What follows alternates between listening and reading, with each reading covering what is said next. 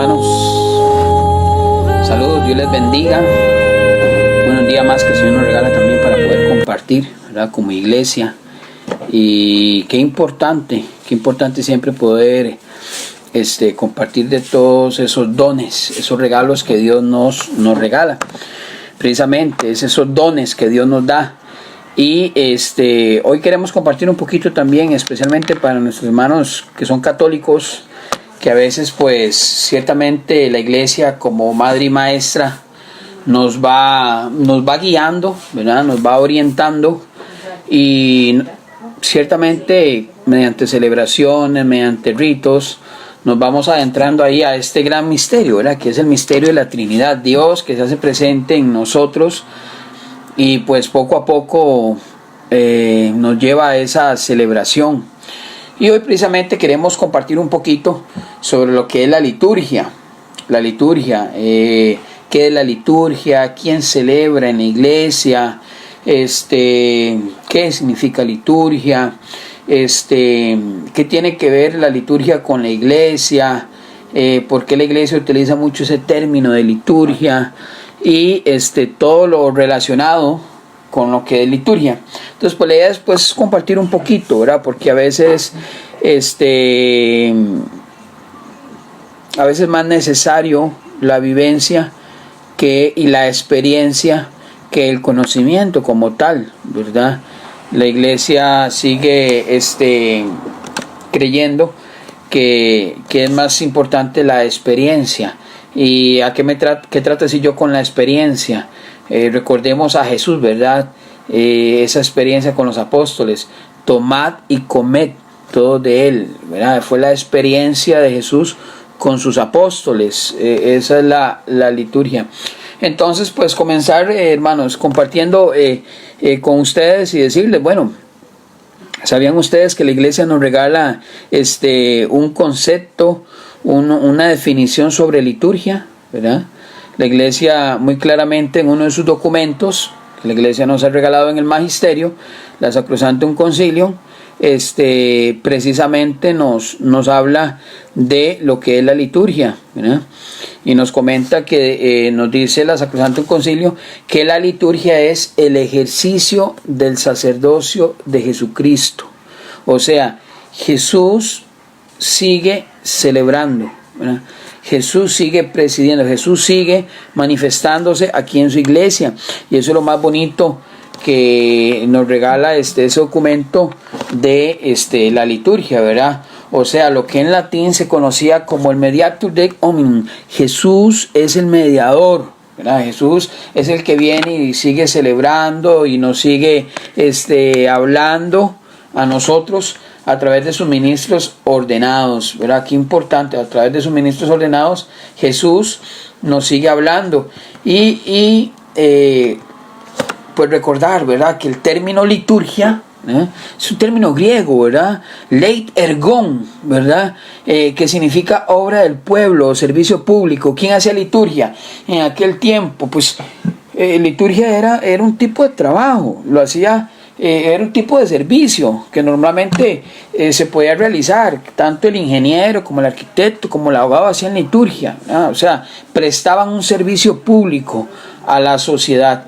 Ahora la iglesia como madre y maestra pues también ha cristianizado todos esos términos y lo ha llevado a la connotación totalmente religiosa. Ahora no es ley de ergon, ahora la liturgia es la alabanza a Dios y la glorificación de su pueblo. Entonces vea qué importante, ¿verdad? Ahora se alaba a Dios y se glorifica a su pueblo en dos dimensiones: la dimensión vertical y horizontal. Es la cruz, el misterio de Cristo en nosotros, y eso es lo más importante, lo más interesante, ¿verdad? La liturgia es la mediación sacerdotal de Cristo. Él es el único y sumo sacerdote, ¿verdad? O sea, el que ha inaugurado en este mundo todo. Y por eso la iglesia se nutre también de la liturgia, y bajo la fuerza del Espíritu y sus ministros ordenados sigue celebrando la iglesia como presencia de Cristo, ¿verdad? O sea, en otras palabras, podríamos decir que la liturgia es entonces el ejercicio del sacerdocio de Jesucristo. Esa es la liturgia.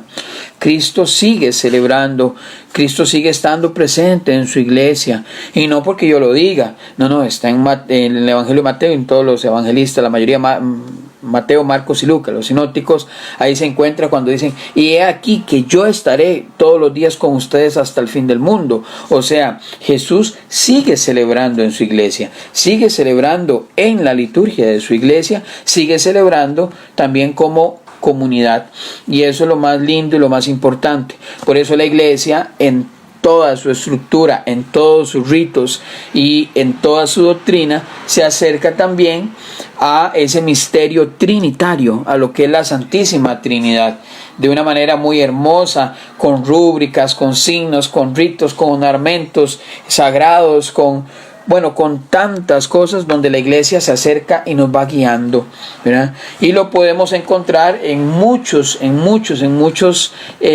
aspectos, como por ejemplo, qué importante darnos cuenta que todo gira en torno a la liturgia. Si la liturgia entonces es alabanza a Dios y glorificación de su pueblo, entonces podríamos decir, según la Sacrosanto Concilio, la constitución dogmática que tiene la iglesia sobre liturgia, podríamos decir entonces que todo está relacionado con la liturgia. O sea, todo está relacionado con Dios, con la Trinidad, ¿verdad?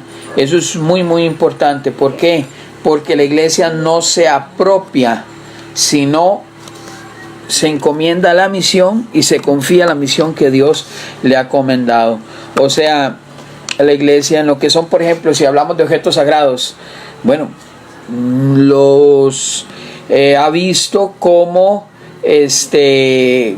como objetos de dignidad y de belleza, ¿verdad?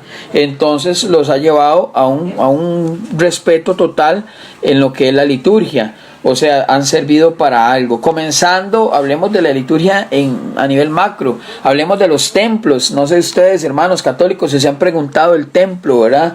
Lo que es, incluso la palabra templo, porque ahora es muy normal que ahora las noticias decían es que cierran los templos y las iglesias, y vamos a ver primero el término, ¿verdad? Porque recordemos que el término templo es de latín, ¿verdad? Viene del latín, que significa templum, ¿verdad? O sea, es un edificio sagrado, destinado para el culto, ¿verdad? Para lo que es la adoración a Dios, ¿verdad? Habrán otros nombres, por supuesto, dependiendo de, como mezquita, la sinagoga, por ejemplo, en lo que es el pueblo judío, sigurat, por ejemplo, dependiendo de los lugares, ahí podemos llamarles. El templo, no sé si han visto la importancia de lo que es el templo, por qué están construidos. Estoy hablando de templos católicos, porque está construido así como cuando uno vuelve a ver el sol, cuando nace el sol, ¿verdad? ¿Por qué? Bueno, el templo, la mayoría de templos, yo sé que hay muchos que están construidos al revés, ¿verdad? Que obviamente no sería tal vez lo han construido así por una cuestión de geografía, ¿verdad? En su momento, pero lo más importante, si nos fijamos al menos aquí en Costa Rica, si nos fijamos por ejemplo en la Dolorosa, en el templo de la Dolorosa, en la catedral, en la iglesia del Carmen, en la iglesia de la Soledad, en la iglesia de la Merced, que están precisamente construidos, la entrada por donde sale el sol. El cristiano católico entra y el templo tiene que mirar saliendo del este hacia el oeste. ¿Va? Qué importante. ¿Por qué? ¿Y por qué está construido así? ¿Será que no tuvo otro momento? ¿Por qué? ¿Otra circunstancia? No, hay una razón teológica y litúrgica. Y la razón teológica y litúrgica es porque Cristo había sido anunciado como el sol que nace de lo alto para iluminar a los que viven en tinieblas y en sombras de muerte. Se encuentra en Lucas capítulo 1 y en Isaías capítulo 9. Es importante, el sol que surge en el oriente y se oculta en el occidente, ese es Cristo. Por eso uno al ingresar al templo está ingresando a la presencia de Cristo que viene a iluminar nuestra vida. Y por eso cuando uno entra al templo, los templos deberían todos de estar formados bajo esos criterios, ¿verdad? Aunque sin embargo sabemos también muchas parroquias que no tienen pues esa entrada, pero la mayoría pues sí lo tienen, ¿verdad? Y es eso que representa a Cristo, ¿verdad? No sé si han fijado ustedes también en lo que es donde está el presbítero, ¿verdad? Recuerden que la palabra presbítero viene de anciano, ¿verdad? Un conocedor. La palabra presbítero, que rodea precisamente el altar donde tienen los templos, se llama el altar mayor, ¿verdad? Porque recordemos que también hay altar menores, el altar mayor, ¿verdad? Eso, donde se encuentra el presbítero, bueno, ya sabemos que se conoce como presbiterio, que sí es importante poderlo compartir también, hermanos y hermanas. A veces la gente se pregunta, ¿y por qué la iglesia tiene un altar? Normalmente siempre lo tiene arriba, no es como una mesa abajo, sino arriba. Bueno, precisamente porque el término altar viene del latín, ¿verdad? Que es altus, ¿verdad? Que significa elevación. Es un espacio consagrado, religioso, por eso la iglesia siempre lo mantiene en alto, ¿verdad? Lo mantiene en alto, ¿por qué? Porque ahí es donde se hace presente Cristo, ¿verdad? Cristo, qué bonito. Y por eso el sacerdote sale, ¿verdad? En procesión, o mejor dicho, comienza lo que es la procesión de inicio, ¿verdad? Donde el sacerdote sale en procesión y besa el altar, porque el beso del sacerdote en el altar nos recuerda la liturgia que significa el beso de la victoria. Es el beso de Cristo que ya no está muerto sino también resucitado. Por eso la iglesia celebra en el altar el sacrificio de Cristo, la pasión, muerte, resurrección de Cristo, la glorificación de Cristo y la ascensión de Cristo al cielo. Imagínense todo lo que la iglesia celebra, ¿verdad?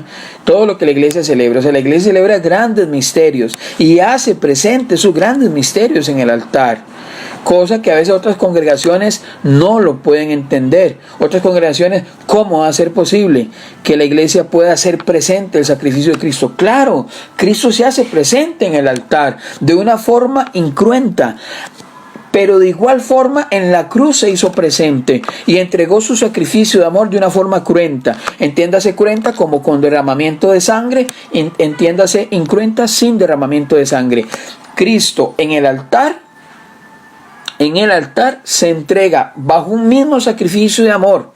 Vea qué importante, es el mismo sacrificio que Cristo realiza y la iglesia lo hace presente ese sacrificio, ¿verdad? No es que, porque a veces somos juzgados, ¿verdad? Es que la iglesia católica mata a Jesús todas las Semanas Santas o mata a Jesús todos los Viernes Santos, ¿verdad? Y a veces somos muy criticados. No es eso. La iglesia hace presente ese sacrificio de amor, ¿verdad? Porque es Cristo quien se entrega. Cristo es sacerdote, víctima y altar. Cristo es todo, ¿verdad? Cristo se entrega ahí por amor a nosotros y se da como alimento. Y lo podemos encontrar también, dar razones y fundamentos bíblicos, por supuesto, no solo litúrgicos, bíblicos también, ¿verdad? Haced esto en memoria mía, le dice Jesús a los apóstoles. O sea, continuar. Por eso, lo importante de la iglesia, a diferencia de otras congregaciones, la iglesia no recuerda el sacrificio, nada más. No es solo un memorial. La iglesia celebra el sacrificio y la celebración implica una vivencia. Por eso, en las Eucaristías, en las misas, tiene que haber una persona que cante, que toque con su guitarra y no únicamente que coloque hay una grabadora o un audio ahí para... No. La idea es vivir ese momento, ¿verdad? Lo que en griego se conoce como el sicarón, ¿verdad? Evoca, provoca, ¿verdad? Es ese estupor, ese asombro de nosotros los cristianos católicos a darnos cuenta que ahí, de una manera a veces un poco misteriosa, como se le conoce en teología la mistagogía, de una manera mistagógica, Cristo se hace presente. ¿Con qué? Por supuesto, con la oración que el sacerdote invoca al Espíritu Santo y dice muy claramente: santo eres en verdad, Señor, fuente de toda santidad. Por eso te pedimos que santifiques estos dones con el poder de tu Espíritu. Vea qué importante. Ahí el sacerdote realiza lo que es la oración epiclética, lo que se conoce como la epíclesis en liturgia. La epíclesis es una invocación al Espíritu Santo para que el Espíritu Santo transubstanciación, ¿verdad? Cambie de sustancia, ¿verdad? Ese cuerpo y, mejor dicho, ese pan y ese vino en su cuerpo y en su sangre, ¿verdad? Qué importante, porque a veces nos perdemos de vista todo eso y se nos olvida, ¿verdad? Bueno, también podemos pasar a lo que es el ambón. No sé si lo han visto, hermanos, ahí si pueden comentarme. ¿Han visto ustedes el ambón? ¿Lo han podido ver el ambón ahí en los templos, ¿verdad? Porque a veces le llamamos también atril, pero no, realmente el atril no es el ambón, ¿verdad? Recordemos que el ambón, ¿verdad?, es la parte que se encuentra al lado derecho de los templos. Bueno, del lado del presbiterio al lado derecho, ¿verdad?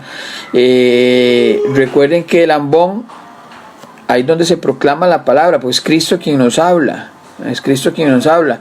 Así como le habló a sus apóstoles, ahora nos sigue hablando a nosotros su iglesia. Su iglesia. Qué bonito, ¿verdad? Qué bonito darnos cuenta de todo eso. Y es que todo está relacionado. Todo está relacionado. Si nos vamos, usted entra al templo y encontrará siempre esa trinomía, ese misterio de la Trinidad en todo. Desde que usted entra al templo encontrará normalmente tres pasillos. Usted entra y al lado derecho, al lado izquierdo y en el centro, 3 pasillos. Eso en liturgia se llama la nave central, la nave lateral y la nave colateral. O sea, existen 3. Vuelvo y repito, existe entonces una trinomía. La Santísima Trinidad, vea qué lindo, qué hermoso en la liturgia, la Santísima Trinidad, la nave central, la nave lateral, la nave colateral. El número 3 presente en la liturgia. Si nos vamos a lo que es el presbiterio, antes de llegar al presbiterio, en el altar, ahí están las 3 graditas también, ¿verdad? Padre, Hijo y Espíritu Santo. Entramos a la dimensión, al misterio de Dios, entramos al ambiente y a la presencia de Dios. Por eso qué importante darnos cuenta que todo en la liturgia nos lleva al misterio trinitario, todo. Recordemos todo, y podemos así decir muchas cosas, se proclama a Jesús en los cantos, no sé si lo han escuchado en la misa, proclamamos a Jesús como santo, santo, santo, otra vez el número 3, invocando a la Trinidad. La iglesia está muy llena de lo que es la Trinidad y toda celebración en la liturgia es una celebración a la Trinidad. La Eucaristía misma es una celebración a la Trinidad, ¿verdad? Eso es lo importante. Por eso comulgamos a Jesús muerto y resucitado, no muerto, resucitado. Ahí comulgamos a Jesús, todo él, cuerpo, alma, vida y divinidad de Jesús, ¿verdad? Eso es lo importante, sin separarlo, todo él, Jesús, humano y divino, sin separarlo, ¿verdad?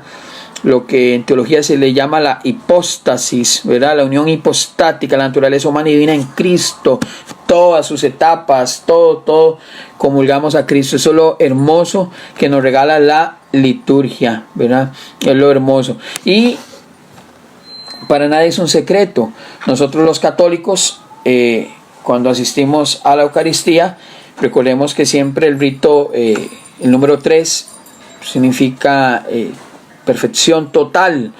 El número 3 es plenitud absoluta. Por eso siempre el uso del 3, y en todo, en la estructura, en lo que es en las candelas, o sea, todo lleva el 3. Es algo que la iglesia siempre nos invita, ¿verdad? Incluso a eso. Hermoso. Bueno, recordemos que también está la sillita del Padre, que todos le llamamos la sillita del Padre, donde el Padre se sienta, que litúrgicamente se le conoce como la sede es donde el Padre ahí. Entonces, ¿por qué la sede? Porque ¿qué hace el Padre? El Padre preside la celebración, es un presidente, por lo tanto por eso se le conoce como la sede, ¿verdad? Es muy importante tenerlo en cuenta. La lucecita que está ahí cuidando el sagrario, qué hermoso también el sagrario donde está Jesús, ¿verdad? Que antes se le conocía como el tabernáculo, ¿verdad?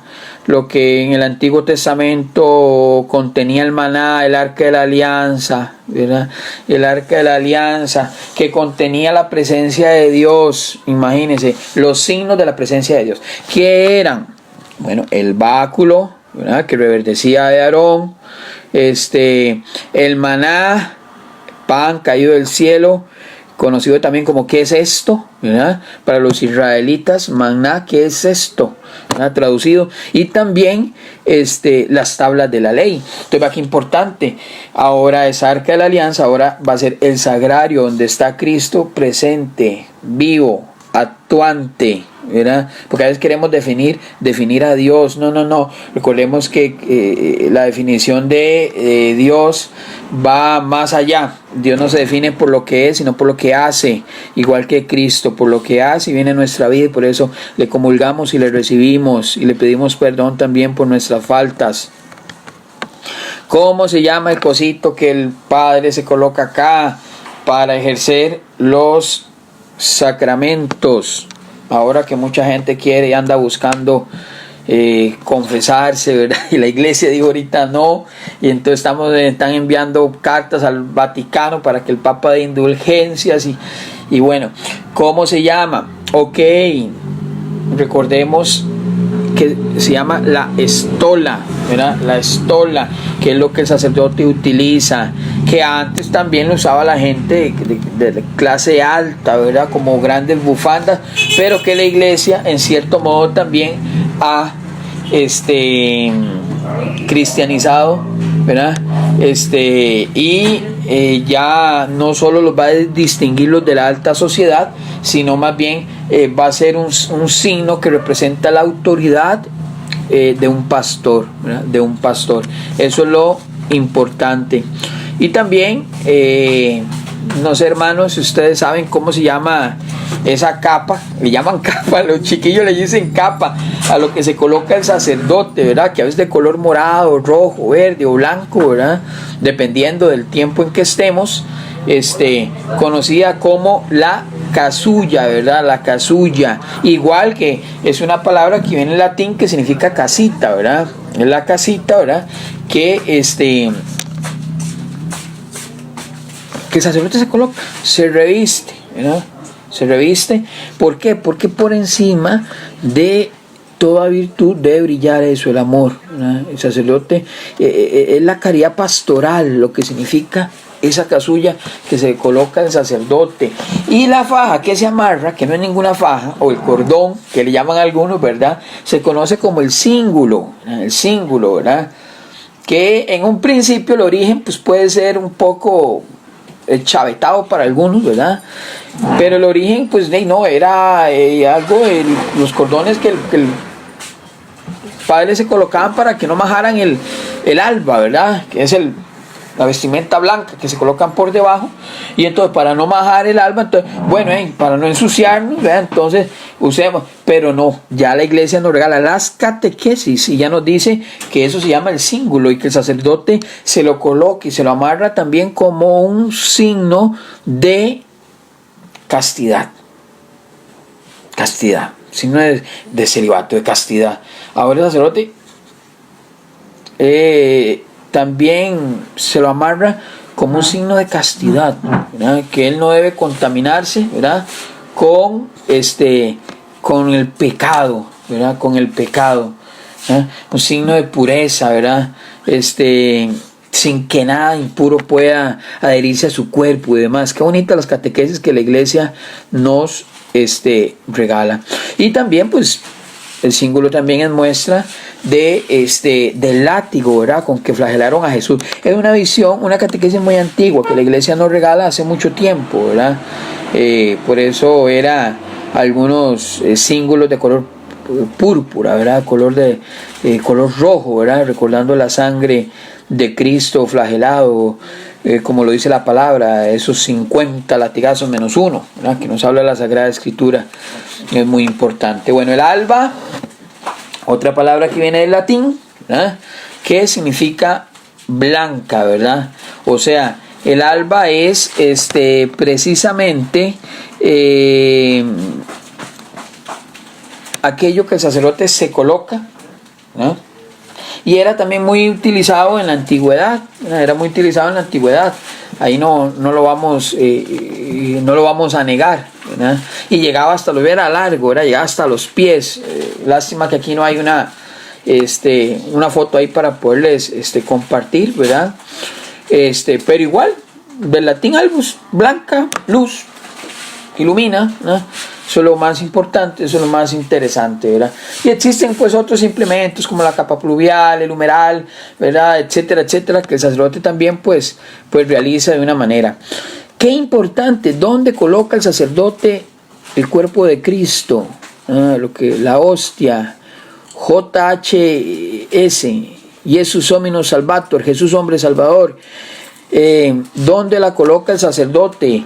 Ok, el sacerdote coloca precisamente el cuerpo de Cristo sobre la patena, ¿verdad?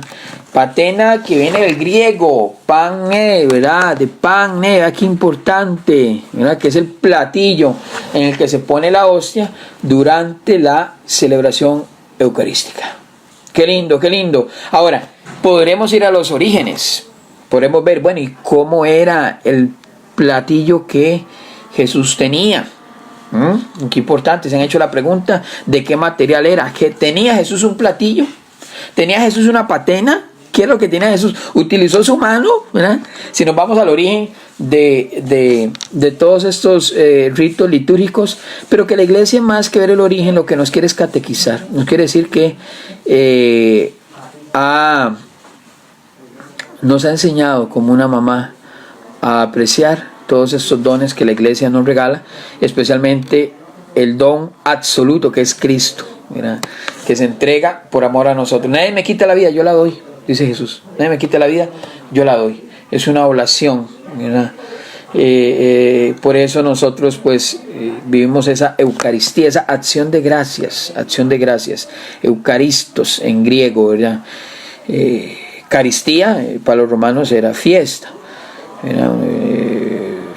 Eucaristía, y eu es la buena, el prefijo que significa buena. Entonces la Eucaristía es la buena fiesta para los romanos, ¿verdad? En griego Eucaristos, acción de gracias, en hebreo berajab, que significa exultar, bendecir. Eso es lo que el católico vive, ¿verdad? Bendice, exulta, porque ahí se hace presente Cristo en el altar. Bueno, y podremos hablar de muchos otros signos muy importantes, de muchos otros signos impresionantes que la iglesia nos regala, ¿verdad? Como los ciriales, como la cruz procesional, como la cruz pectoral que cargan también nuestros pastores, obispos, el cirio pascual, que es en la liturgia el mismo Cristo que viene a iluminar nuestra vida. Y muchos otros, el copón, el cáliz, ¿verdad? La lucecita esa, como lo es la tercerilla, ¿verdad? La mesita esa donde se encuentran los ornamentos, ¿verdad? La credencia. Es hermoso ver cómo la iglesia todo lo ha puesto al servicio de nosotros, al servicio de nosotros, porque Cristo se pone al servicio de nosotros. Eso es lo impresionante, lo bonito, y saber que es Cristo quien sigue celebrando, es Cristo quien nos sigue guiando, es Cristo quien se sigue dando como alimento por nosotros, y aún siendo nosotros pecadores, como dice el apóstol Pablo, ¿verdad? Me gustaría, no sé si han tenido la oportunidad de presenciar, de compartir una Eucaristía. No sé si han visto esto que hemos hablado, no sé si han visto esa trinomía, esa Trinidad en medio de la estructura y en los ornamentos litúrgicos también, en los cantos, ¿verdad? No sé si lo han podido ver, en lo que es la liturgia de la palabra, la liturgia eucarística, no sé si lo han podido ver también esa trinomía, esa presencia misteriosa de Cristo, ¿verdad? En medio de su pueblo, en medio de la Eucaristía. Y me gustaría que también, hermanos, ¿por qué no compartir esto? Porque a veces otras congregaciones no lo saben, ¿no? Piensan que nosotros recordamos lo que son el sacrificio de Cristo, y nosotros no recordamos, nosotros hacemos presente. Los ministros ordenados tienen ese poder de hacer presente. Es fuerte lo que sucede, pero tienen ese poder porque Cristo les ha otorgado ese poder a los sacerdotes, ministros ordenados, de hacer presente la presencia de Cristo, de hacer presente ese sacrificio de Cristo, el sacrificio de Cristo que se entrega por amor a nosotros en la Eucaristía, ¿no? Y nos hace también tener una vida eterna. Eso es lo más bonito, eso es lo más importante, poderle amar y seguir. Hermanos, eso es todo por ahora. Que Dios los bendiga, y si Dios quiere, ojalá que nos podamos ver mañana también para hablar un poquito más sobre la persona de Jesús, ¿verdad? Un poquito de cristología, la persona de Jesús, lo importante que ha sido Jesús, todas sus etapas, todo lo que ha hecho Jesús, como Jesús de Nazaret también, como aquel judío que también existió hace mucho tiempo. Conocer también un poco cómo vivió, qué comió, cómo anduvo. Hacerlo, que sea Jesús mismo quien nos venga a hablar y se presente acá con nosotros a través de una manera pedagógica, y poderle amar cada día más. Un abrazo y bendiciones.